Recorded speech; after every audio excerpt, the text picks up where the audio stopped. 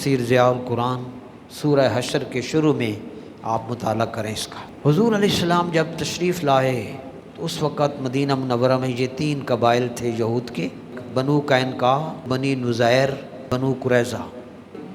حضور صلی اللہ علیہ وسلم قبیلہ بنو نذیر کے ہاں تشریف لے گئے تھے۔ ایک جھگڑا تھا، اس کا فیصلہ کرنے کے لیے تو ایک دیوار تھی اونچی، اس کے نیچے انہوں نے انتظام کیا ہوا تھا، اور حضور پاک صلی اللہ علیہ وسلم یہاں بیٹھ کر فیصلہ فرمائیں گے۔ نبی کریم صلی اللہ علیہ وآلہ وسلم جب وہاں بیٹھ گئے اور گفتگو فرمانے لگے تو انہوں نے ایک آدمی کو حکم دیا کہ بہت بھاری پتھر، پہلے سے پروگرام بنایا، ٹائم جو ہی ہوگا ادھر اشارہ ہوگا تو نے اوپر سے گرا دینا ہے، جو ہی اتنا ہیوی پتھر اوپر سے گرے گا حضور علیہ السلام کی ذات اقدس پر، شہید ہو جائیں گے۔